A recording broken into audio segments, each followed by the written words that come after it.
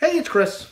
I wanted to propose something today that I've been seeing and thinking about and sort of gathering string on for the last couple days, and I wanted to sort of pop it out there today. And it's this.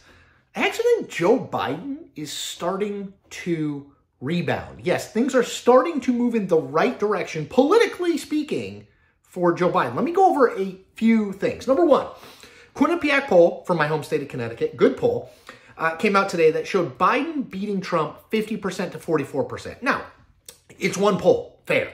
But I went and dug around in the Real Clear Politics polling average just to see sort of where it fit. What's interesting about it is in the last 5 polls, 2 have shown Biden leading, including the Quinnipiac poll, 2 have shown Trump leading, and 1 has shown it tied. Overall, Trump's lead is a little less than 1.7 percentage points when you average out all the data.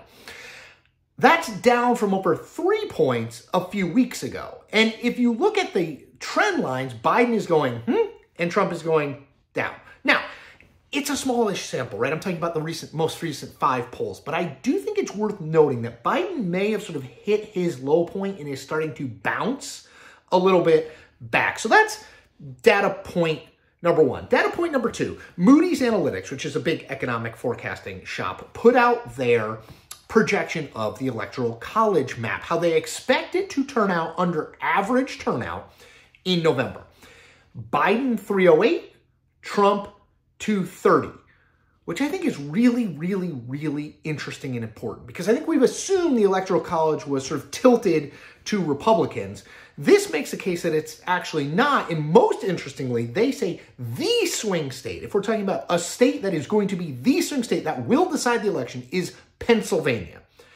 And I mention that because today, Thursday, Franklin and Marshall, great school, put out a poll that showed Biden at 42, Trump at 37, and Robert F. Kennedy Jr. at 8 in Pennsylvania.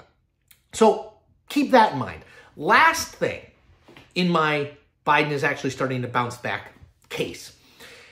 The Consumer Confidence Board put out their consumer confidence rating. This is sort of how people feel about the economy and spending and all that. It's up. The University of Michigan has a very similar board. It's up. Highest that they've been in a couple of years in terms of consumer confidence. Now, what does that suggest? To me, no economist, but an amateur, it suggests that people are getting a little bit more confident about the state of the economy. Now, I could point you to facts and figures from months ago that show we've probably avoided a recession. The economy is actually pretty strong. GDP is growing, etc. But consumer confidence, perception of that economy and where it was has lagged, and that's hurt Biden, right? He's trying to make the case for Bidenomics, and it really hasn't sold yet. Those two numbers, with consumer confidence on the up in both of those major measures, I think could lead to the potential that we are talking about the economy doing well and people believing and feeling that the economy is doing well. So, polling, Electoral College, consumer confidence, you add those 3 things up, and I actually think Joe Biden is moving in the right direction to get reelected. Now, again, the general election isn't totally joined yet. Donald Trump isn't officially the nominee. We've got a long time to go. I think it's 287 days between now and Election Day.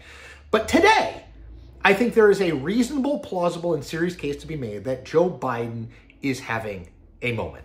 Take care of yourselves. I'll try to take care of myself. I'll see you tomorrow.